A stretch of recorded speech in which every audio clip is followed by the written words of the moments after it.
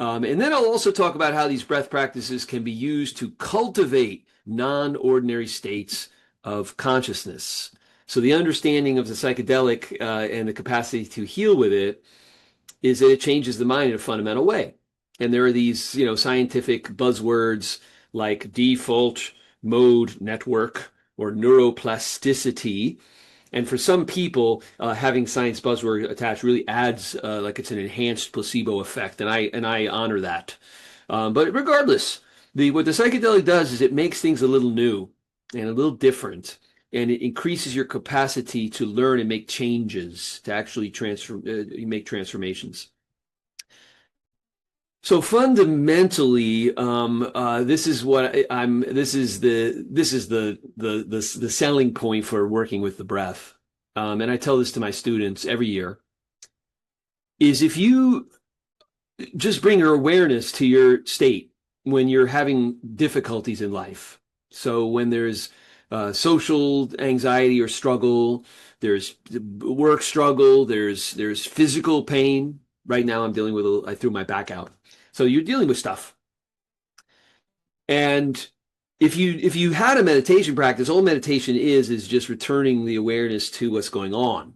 People think when you meditate, you're supposed to clear the mind, but that's a fallacy. No self-respecting meditation teacher is going to say clear your mind. It's impossible. They're going to encourage you to learn about yourself and keep bringing the awareness back to the object of meditation, which can be the body, can be the breath. Okay. So if you were to do that in the course of an ordinary day, in the struggles and the trials of ordinary everyday life, when things were rough, you would find that the breath is in on it. The breath is clenched. These are all metaphors, but held, squeezed. It's restrained. It's not full. It feels like you're not breathing enough. Ironically, in those cases, most of the time there's over breathing going on, but the breath is out of whack.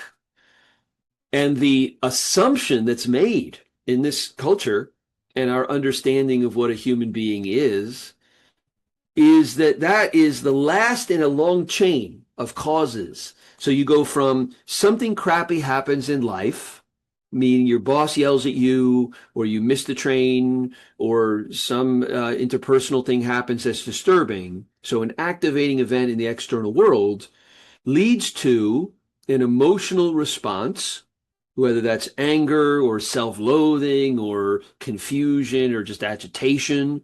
It leads to the emotional response, and then the emotional response is what causes the breath to get clenched and seized and stuck. Okay, and that so external thing, that trigger, emotional response to the trigger, and then how that manifests in the breath as the last thing in the causal chain.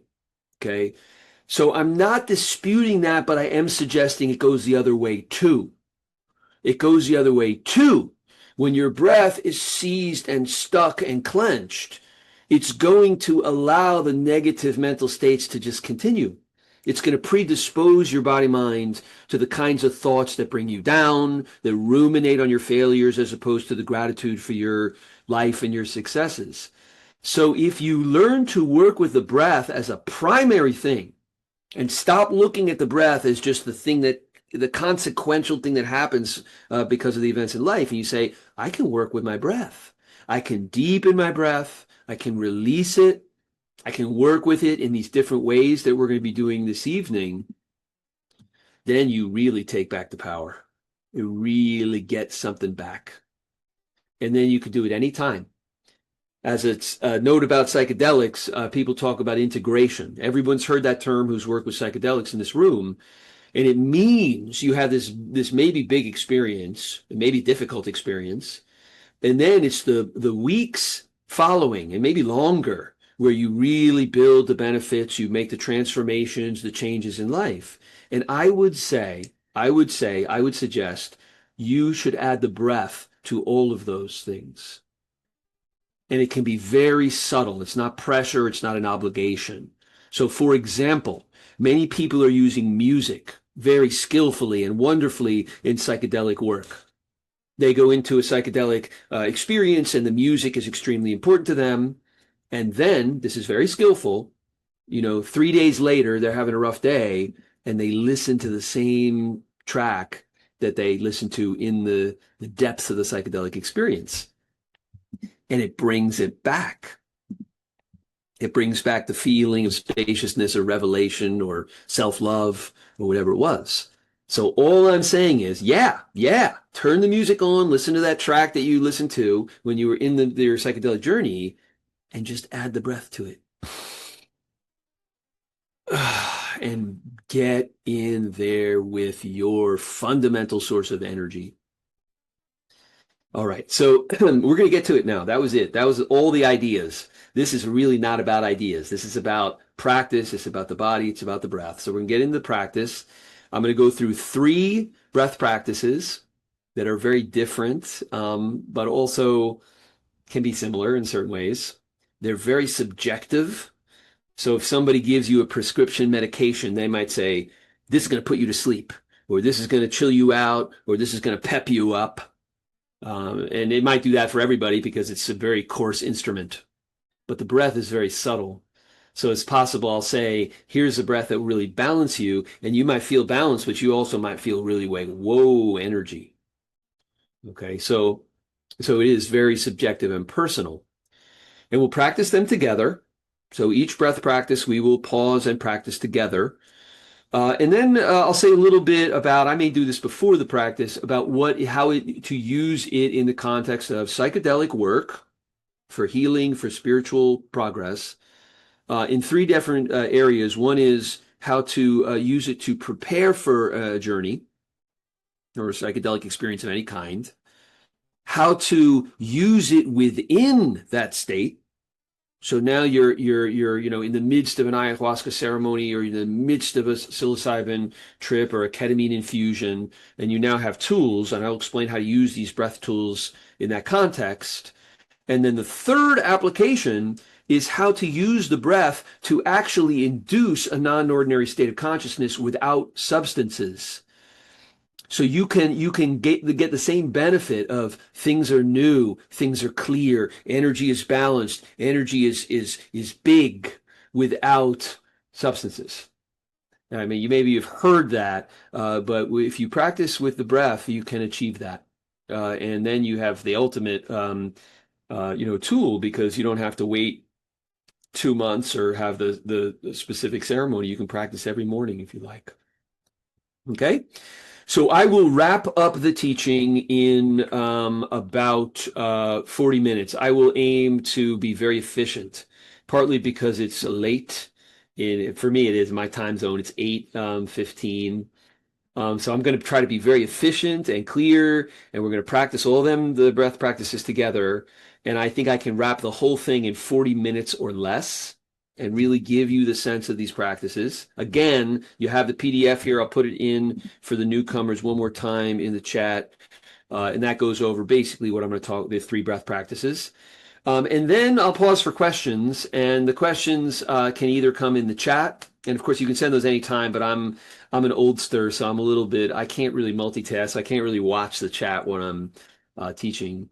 But you can certainly record them there. And then at some point, if you'd like, you can raise the Zoom hand and I'll enable the microphone. But I am going to wait until the breath practices have been taught before taking questions, in the interest of efficiency and allowing people to get an early bedtime.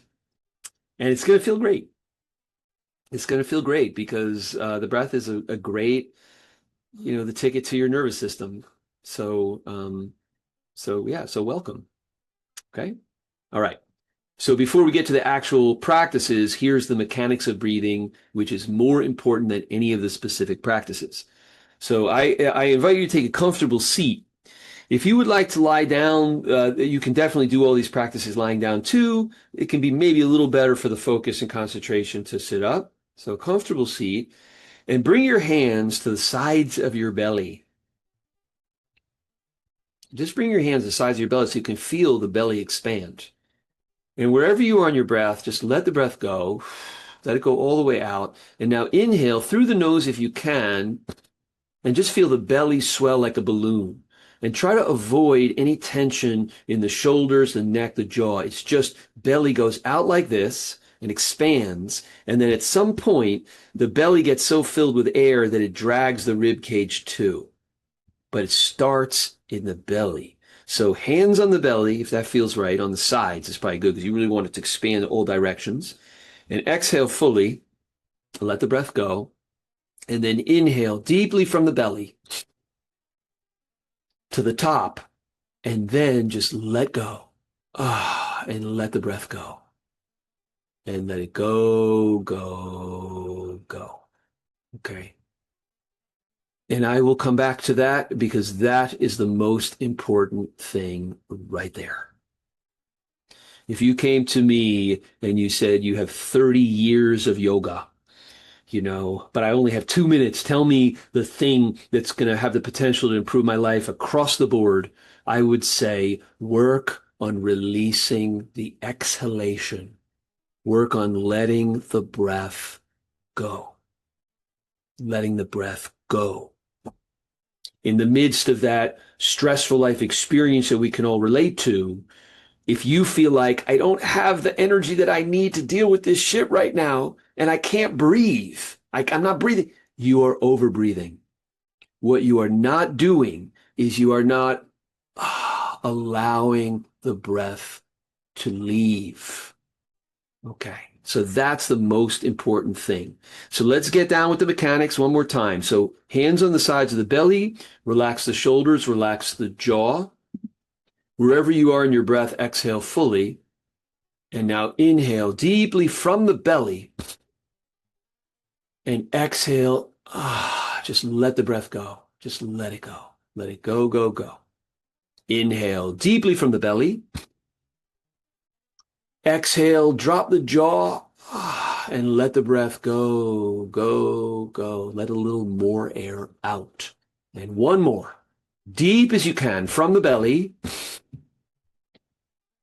And then when you reach the top, let go. Let the breath go, go, go. See if you can let a little more go, a little more, a little more. Keep working on letting that exhalation go. That's the most important thing of all. That will be a feature of all of these pranayama that we will practice. Okay? So that's the mechanics of breathing. If you have questions about that, make a note, and I will take questions at the end of these teachings. But to keep it very efficient and keep the momentum, let's now do a little bit of working with the body. So this is an excellent thing to do before working with the breath. It takes 2 minutes. I will guide you through it. There's a reason in traditional yoga that the body comes before the breath. So you work with the body. Iyengar, for example, says practice your yoga postures for 2 years before you even attempt the breath practices. I'm going to be very careful and teach the breath practices safely, but they are very powerful. So, okay. So I'm going to lead you through a little bit of synchronizing the breath and the motions of the body.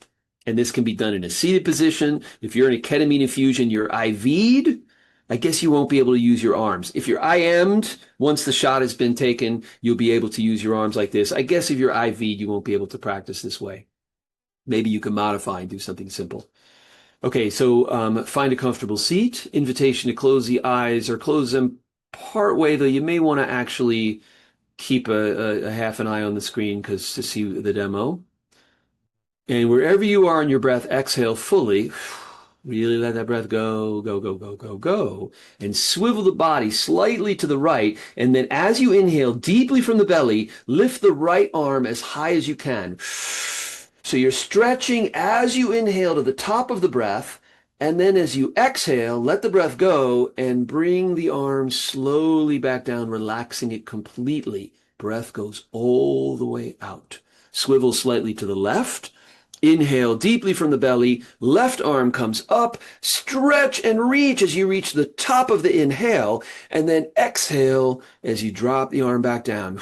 Let the breath go, go, go. Clasp the hands in front of the body. Let the breath go all the way out. Inhale deeply from the belly as you lift the clasp, stretch the armpits, open the heart. You can back bend if it feels good. And then as you exhale, push the clasp, tuck the abdominal muscles, and squeeze the air out. So I'll give you the side view. This is like wringing out the spine with the breath. So inhale from the belly up and open to the top, and then as you exhale, tuck the chin, tuck the stomach muscles, and squeeze the air out. One more of those. Inhale from belly, and exhale, squeeze the air out. Really engage the stomach muscles, squeeze the air out, and come back to neutral. Let the breath land at the bottom. Inhale from the belly. And this time, as you exhale, twist to the right, squeezing the air out like you're a tube of toothpaste, squeezing the air out. Back to neutral. Inhale from belly. As you exhale, twisting to the left and squeezing the air. And back to neutral. Invitation to keep the eyes closed or close them now for just a few moments and feel how that feels. To move the body in a synchronized way with these deep belly breaths. Again, the mechanics are the most important thing. The belly swells like a balloon. You inhale to the top, and then when you exhale, you just let go. Okay, and open the eyes, return to the waking state. That's a phrase from Dream Yoga that I like, the waking state. Okay. Okay, so that is a very good way to warm up for breath practice. Here's breath practice number one. Pranayama number one is the simplest. It's called box breathing. And the way the box breathing works, it's visualizing a square, is we're going to exhale fully, then we're going to inhale for 4 beats, and I'll snap my fingers, and then we're going to hold the breath at the top for 4 beats. And then we're going to exhale the breath for 4 beats. And then we're going to retain with empty lungs for 4 beats. So it's going to be inhale, 2, 3, 4. Hold the breath, 2, 3, 4. Exhale, letting it go, 3, 4. And then hold on empty, 2, 3, 4. Very, very simple. Let's practice together, and then I'll talk about the psychedelic context. So find a comfortable seat. You could also be lying down. And wherever you are on your breath, exhale fully. Really let go. Let that breath go. And now inhale from the belly. 2, 3, 4. Hold the top. 2, 3, 4. Exhale. 2, 3, 4. Hold on empty. 2, 3, 4. Inhale. Hold. Let it go.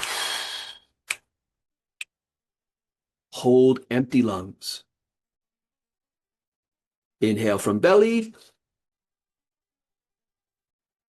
Hold at the top. Let it go. Hold empty. Inhale from belly. Hold. Let it go. Hold empty. Inhale from belly. Hold at the top. Let the breath go. 2, 3, 4. Hold empty lungs. Inhale from belly. Hold at the top. Let it go. Hold empty. Inhale from belly. Hold full lungs. Let it go. Hold empty lungs. Inhale from belly. Hold at the top. Let it go. Hold empty. And return the breath to normal. Invitation to close the eyes if they're not already closed or closing part way. And just become aware of how this feels in the body. You will learn how to use these breath practices when you bring awareness to how they feel in your body and the effect on your mind. Because spoiler alert, the mind and the body are the same basic thing. So, okay, so for psychedelic work, as you could probably tell, I feel great. I'm so glad to be able to practice that with you. Um, uh, it's known to be balancing, grounding. The box breathing is very, that regular rhythm. It's very entrancing, and you're just doing things in a very even way. And it's not there's not too much exertion, and it's considered to be very grounding, balancing. So again, it will be subjective, but if you're looking for an aspect to draw out, it can be those kinds of things. And it's very useful for psychedelic work because as we know, those of us who do that kind of thing, there can be quite a bit of anxiety and jitters, fear, very understandable, in some ways healthy, going into experiences like that. So box breathing is a great thing to do to get ready for the journey. Okay. In the context of the journey, it can be very transcendent if you, and there'd be different ceremonies with different designs, but if the music is rhythmic, maybe you chose the music and it has a beat, and you like that beat and you like to feel the rhythm of the music, you can do the box breathing to the actual rhythm. And that will be very entrancing because you will not have to count anymore. You'll just be like, because actually a lot of music is structured in groups of 4 beats anyway. So you'll be like 1, 2, 3, 4, 1, 2, 3, 4, 1, 2, 3, 4, 1, 2, 3, 4, doing the box breathing as you listen to the music, letting the music wash over you. That is a wonderful way to get much deeper with the journey.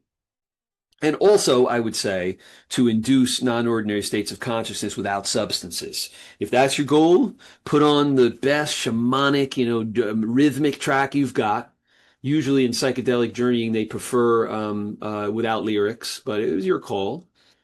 And get a nice rhythm going, and then do the box breathing along with that rhythm for 20 minutes, a half an hour, whatever you got, and just see what happens. And that is a great way to cultivate a non-ordinary state of consciousness without substances. So that wraps box breathing. 4, 4, 4, 4. Again, for latecomers, it's on this PDF I'm putting in the chat again. I think that's the way Zoom works. Is you only get it chats that were after your arrival. So, and I go through the breath practices on that thing fairly clearly. So you can find demos online too. If you have any questions, I will answer each and every one of them when I wrap up the teaching. I've done one of the 3 breath practices. Here's number 2, alternate nostril breathing, famously calming and soothing. Although I acknowledge the tremendous personal nature of pranayama, the subtlety of pranayama beyond pharmaceutical bludgeons. So the best way to learn what it's going to do for you is to practice it with you. So you take this mudra. So pinky and ring finger extended, middle finger and pointer fold in, thumb is out. This is the traditional mudra, but if that feels too much or your hand hurts, you can just use the thumb and the 4 fingers, pinchers. It really doesn't matter. I like to support the elbow with the hand because the last thing you want in this very blissful pranayama is to wind up with lots of shoulder and neck tension. So you might want to figure out for you what's the way that you can hold this mudra close to your nose without exertion. And the way I do it is I cup the elbow with my other hand and just kind of relax against the body. But bodies are different, so you'll find your own way. So if you don't have good airflow through the nostrils today, I would skip practicing this one and just observe. It should feel good. If you feel like this pranayama is a struggle to get enough air, then don't do this one. Or do box breathing, use the mouth. It's fine to use the mouth. In yoga classes, they prefer the nose, but the mouth is fine. So here's the mudra. Okay. So exhale fully through both nostrils. Allow the breath to really land. This is all about letting that breath land at the bottom. Inhale from the belly through both nostrils. And now seal the right nostril with the thumb and just exhale through the left. And really let it go, folks. That's the goal. Let the breath go. It lands at the bottom. Inhale through the same nostril, through the left from the belly. And now switch the hands, seal the left nostril, and exhale through the right. All the way out. Let that breath go. Let it go. Inhale through the right. Switch nostrils, exhale left. All the way out. Inhale left. Switch, exhale right. And continue at your own pace. It's exhale, inhale, switch, exhale, inhale, switch.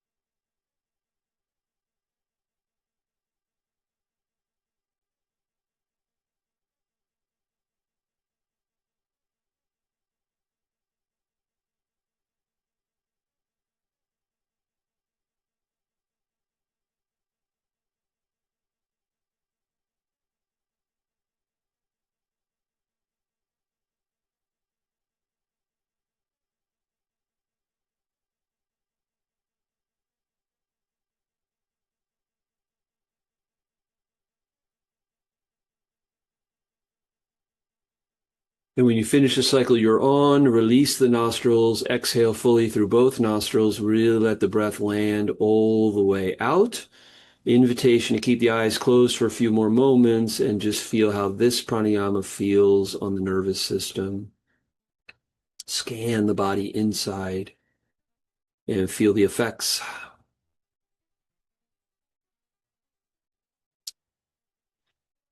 So Nadi Shodhana, alternate nostril breathing, is widely considered the soothing, calming pranayama, and I can really feel it. I said I was a little bit tired from the day, so that's part of it. I'm sleepy, but it feels so good. So it generally has that use. So again, if there's a lot of anxiety, if that's an energetic thing in your regular life, it could be a psychedelic experience, but it also could be anything. This is a very good ally, very good tool for soothing, soothing. The longer the exhalations get, let it happen naturally, don't push it, but you might have noticed when you were practicing that the exhalations can get longer and longer just on their own. And the gold, as I said at the very beginning of this workshop, the gold is letting the breath go. So when you got that one nostril and you're just letting the breath go all the way to the bottom, it gets very quiet down there before you inhale next.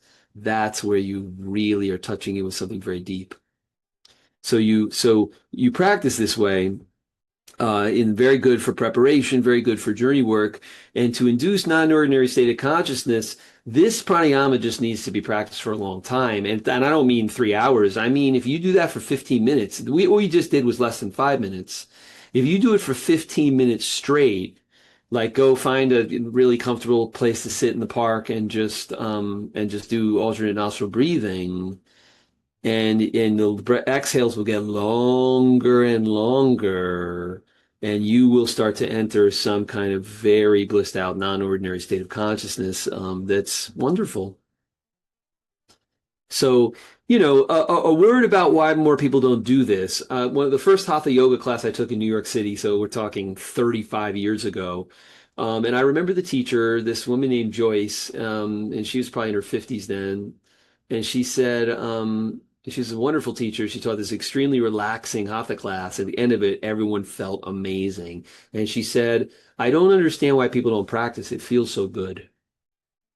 And that's an interesting question. We tend to, you know this from the phone scrolling habits and all the habits you have. We all have our different addictions, you could say. Is the body's wired for that kind of thing? We crave pleasure and we crave a cessation of pain. And when it comes to something that's subtler, like a blissful, quiet state, there's not the same craving that gets activated. So, so that is something to think about, is just to be aware of that you might do the pranayama, feel wonderful results from it, but it won't necessarily latch onto your neurology in the same way that, eating candy or getting some kind of fix of whatever it is. It doesn't have that nature. So it does take discipline. It really does take discipline. It's not enough that it feels blissful. It takes discipline. Keshav, I'll answer this question. I'm going to generally save the questions for the end. Will the bliss state be achieved by doing box breathing for 50 minutes or so? I would urge students, you're not a beginner though. I would urge when you're beginning, go slow and be cautious and be very gentle. I would recommend, starting with 5 minutes. If you have been practicing for a while and you feel confident, and you've got your groove and you're practicing any pranayama for 50 minutes, and you're going to be in some interesting states.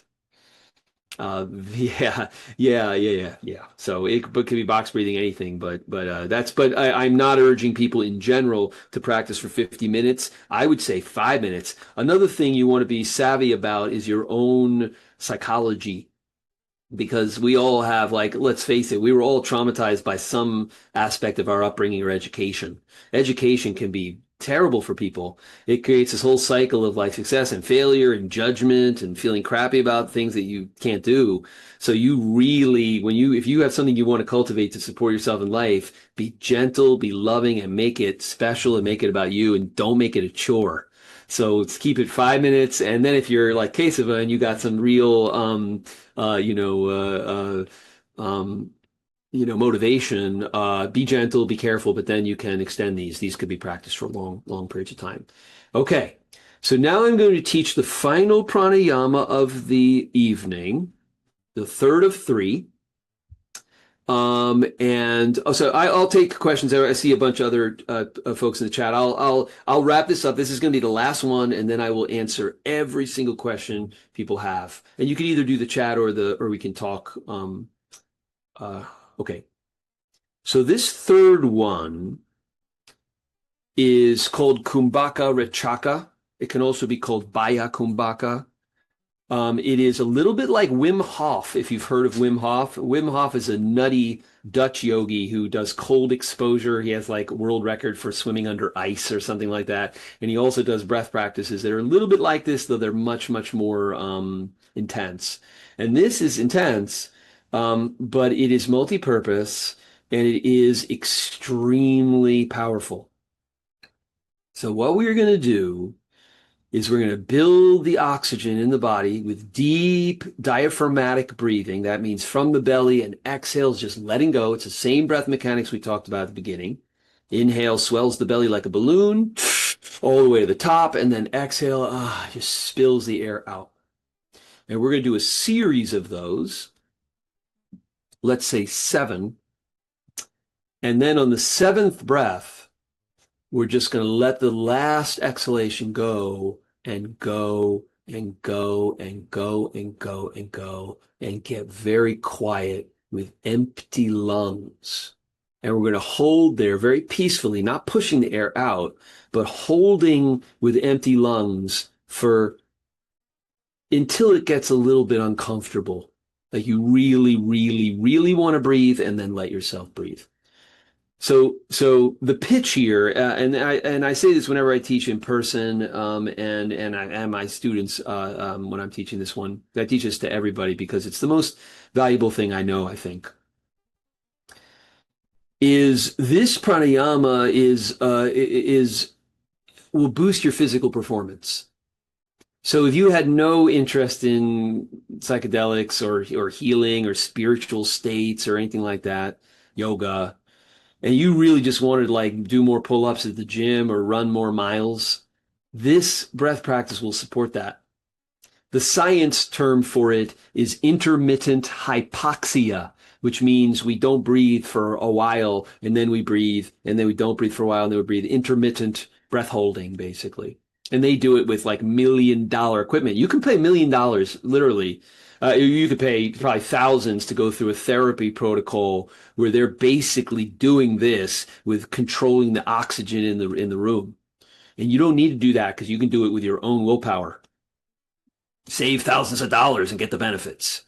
So improved athletic performance for sure, physical performance for sure. It will boost you. You do this in the morning, it will boost energy through the whole day. The second thing that this pranayama is very useful for is intimacy with the emotions. Because when you're down there at the bottom, you're not pushing the air out, but you're just letting it go and letting it go and letting it go and getting real quiet and empty, letting the lungs empty. For some reason, it's the way this human body mind is made. That's where all the feelings are there. And suddenly there's a sense of, oh my God, whoa, what I'm holding, what I've been carrying. And for those of you in somatic therapies or any types of therapeutic work like that, you know from firsthand experience that a lot of times the simple ticket to healing is to feel your emotions. It's ridiculously simple, not so easy when you build habits over the years, locking them in or holding them in. So when we practice with the breath and letting that final exhalation go all the way to the bottom, there is this intimacy with the emotions. And I would say in psychedelic healing work, that's what you're looking for. That's really what the medicine is for. A large part of it is for being able to feel what you're feeling, get the thinking mind out of the way so you can be with your actual intimate emotions. So this breath practice is also very good for intimacy with the emotions.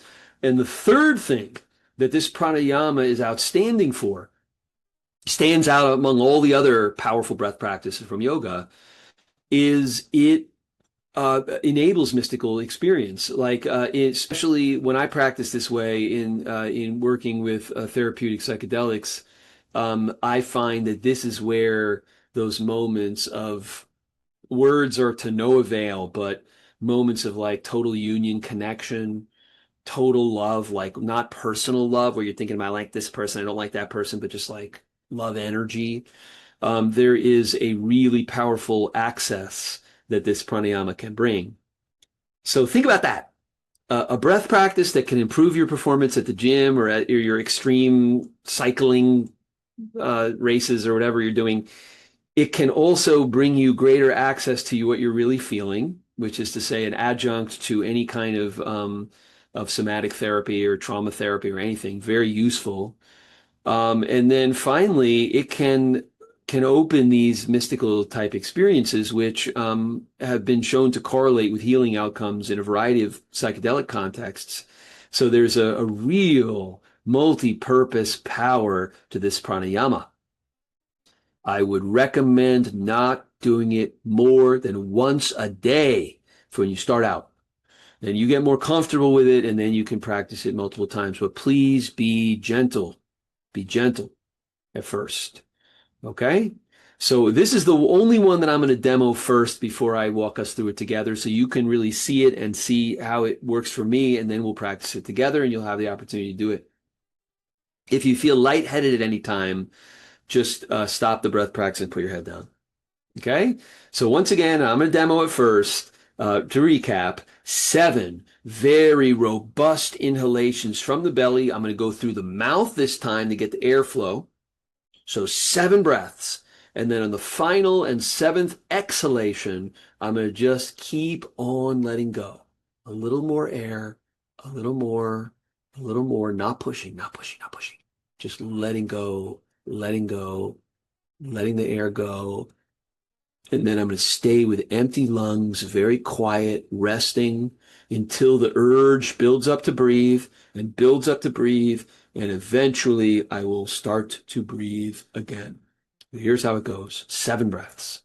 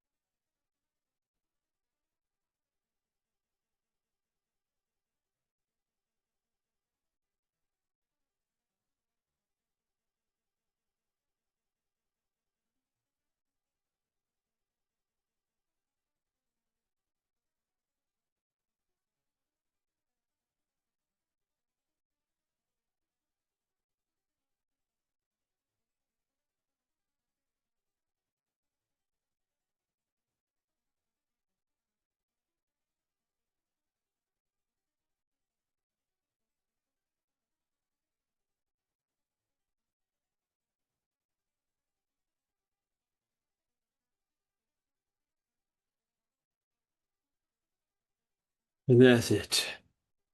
So if you retain for a long time, when the breath rushes back in, you might feel a little bit out of breath. And then your breath equilibrates. Eventually, you breathe a few times, and it feels amazing to me.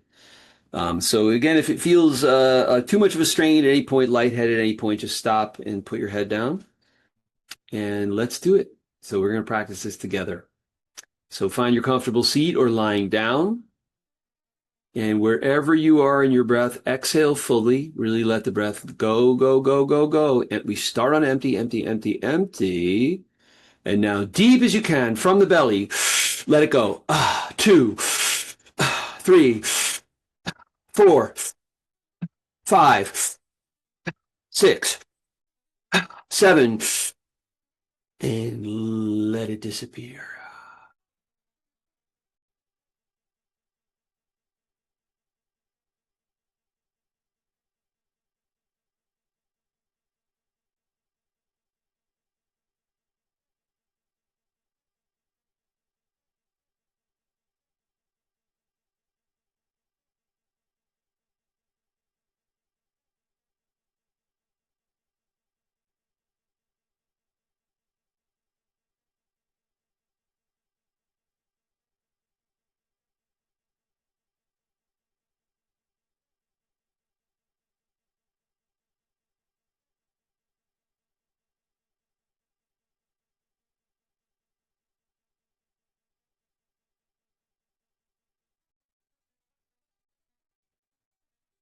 An invitation to keep the eyes closed or partway closed when the breath starts up again and just feel how it feels. Get to know this pranayama in your body, your energy, your mind.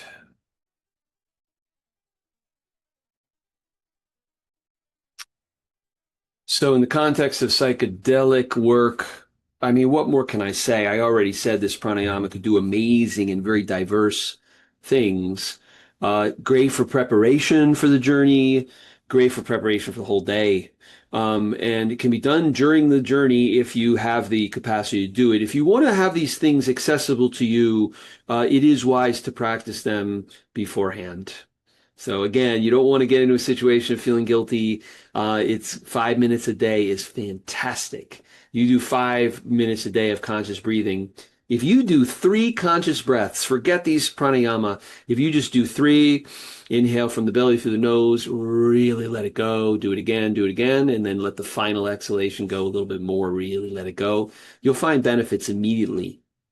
So, and then in terms of cultivating mystical experience, if the goal is to do that, then I recommend this pranayama. And I can give you some ideas of how to utilize it when you're in a very non-ordinary state. All right. So that is by a Kumbhaka or Kumbhaka Rachaka. And I am going to put the form in the rather the PDF in the chat one more time. And I'm also going to attach this feedback form. It's a Google Doc. It'll take you all of 5 minutes. And I would ask you, please, if you have 5 minutes, to engage with it. I started a nonprofit this year called the Psychedelic Yoga Research Collective. And we are working on ways to improve outcomes for psychedelic therapy with mind-body practices like these. So this will be very useful for me to gather this feedback. So it really has a purpose to it. So if you have it in you to engage with that forum, I would really appreciate it. And now I will take questions from everyone, anyone. About any of these breath practices, how to apply them, anything you got. So I got one in the chat here. What is a good protocol? Should we do all of them one after the other or just pick one and do it for 15, 30 minutes? So, all right. I'm going to paraphrase, though it's actually very, very close to the exact quote. Never forgot this.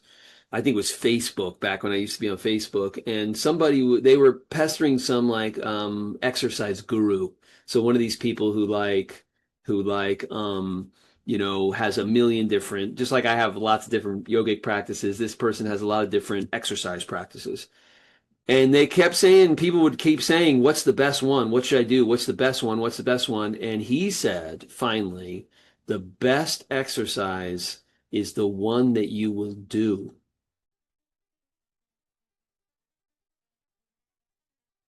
And that applies here too. The only thing that concerns me about the way you put that is I don't want you to. I see this with my students a lot. Is you're very diligent and there's a sense of motivation, but really do be gentle. Really keep it fun, keep it light, keep it connected.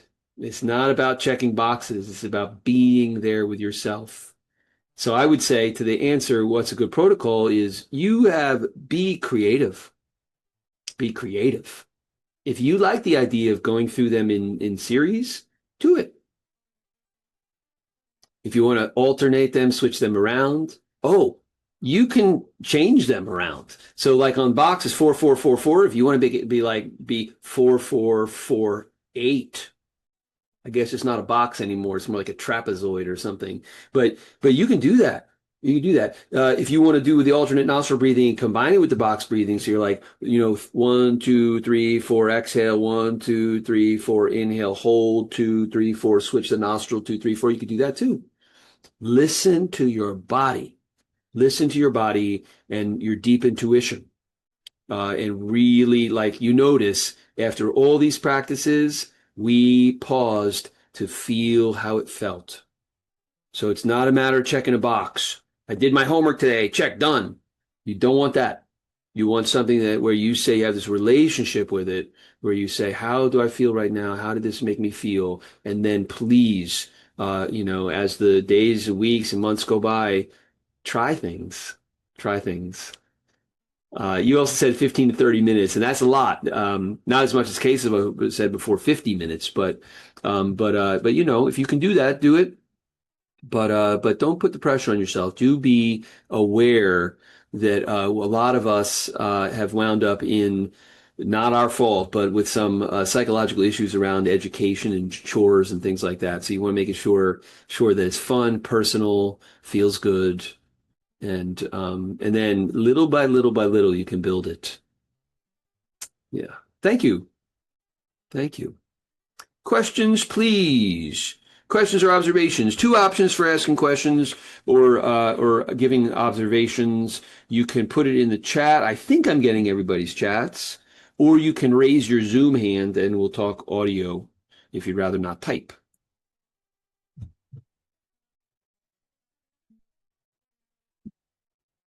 Maybe I blissed everyone out to the extent that there's no questions. Or I taught so clearly. Wow, thank you. I appreciate it. Thank you. Thank you. Oh yes, here we go. It's very satisfying for me to do this because this is stuff that really means a lot to me. It's not like at my school they'll be like, can you teach an SAT prep class? And I'll be like, I'd really rather not, but I guess. But this is like stuff that has benefited me an enormous amount of my life. Okay. So I will not respond to this one in public. Okay, I got a bunch of questions. Okay.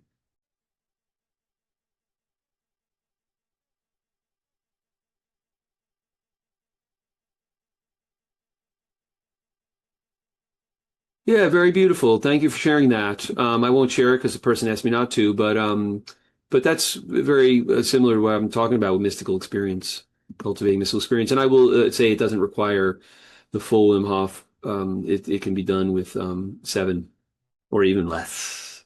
Okay, yeah. Thank you. I appreciate that. And all right, cool. Any more questions or observations?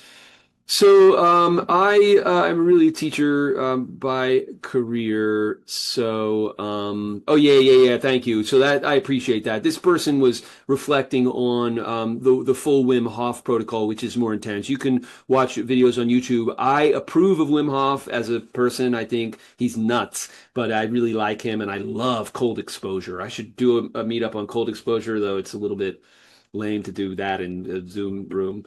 But the breath practice is a bit intense, and it's I would say not exclusively, but I feel like Wim Hof is appropriate for younger people with a lot of energy and robust and trying to take very because when you're young the energy can be very high and the wisdom hasn't accumulated yet theoretically, and you really just have a ton of pain because there's so much energy and it's anxiety, it's all kinds of stuff. So that very robust version of the practice we did, but instead of 7 breaths, 30 of them. Okay, if you do that, I'm not suggesting it, but if you do it, definitely lying down. Do not do that in a seated position. Definitely lying down, and then you will find that you can really retain with empty lungs for a very long time, and don't get caught up in the potentially machismo aspect and I did myself when I was practicing that modality of like just I want to do a ton of breaths and then hold for an enormous amount of time. That's cool, but the real gold is surrendering the breath. The gold is not pushing the air out and locking and holding. If you want that intimacy with the emotion and the healing capacity, you really want to just do it through surrender. It's harder to do it that way. Yeah. Oh, interesting. After the gym. Yeah, really cool. Very cool. Thank you for relating that. It has changed my life. So same here, though I don't practice that particular way anymore. Usually, once in a while I do. Um, uh, and I second that idea. I do the breath retention at the gym before I hit the weights or whatever, and it's like magic. And people are curious and they're looking at me like, "What's he doing?" But then it pays off. Very good. And just to reflect on what I was saying before about the pranayama being very personal, I had a high school student. I taught these things to my high school classes, of course, because those kids are really stressed out. And I gave this, thank you. I gave this pranayama to the class, and then like much later in the year, I said, "So how's it going, folks? Is anybody doing the breath practices?" And I taught this one particularly as energizing, like you're talking about it before the gym, or you gotta. I said you can, it'll improve your athletic performance and whatnot. And this kid goes, and they're talking about a very healthy 17-year-old says yeah, I've been doing that practice in the middle of the night to help me get back to sleep. And that's awesome. That's awesome. So that's what I mean is that a pharmaceutical is like usually pretty like like what is this going to do? This is an upper. It's going to pep you up and whatever. This is a downer. It's going to do this, and it has one. And then sometimes they talk about paradoxical effects. I guess that does occur there too. But it's like it's a one purpose type of blunt instrument, whereas a pranayama is getting very subtle in their energies. So with this particular 17-year-old, his energies were so ramped up and uncomfortable, creating stress that was keeping him awake at night, that just doing this pranayama and releasing the breath after building a whole lot of energy allowed him to go back to sleep. So that really stuck with me because I would no longer teach this pranayama is only for calm, this one is only for balance. I'm giving you what generally is associated with them in the, yoga circles, and then you go practice and figure out how it works for you. Well, thank you very much, everyone. So it is 9 o'clock. So we wrapped in an hour. If you have any questions that come up when you're practicing or would like to extend things, reach out to me. I will respond. You can reach out on Meetup. I think the PDF includes my contact info. And again, please do engage with that Google form if you have a moment, and help me to build the data for my organization. All right. Thank you, everyone. Have a good night.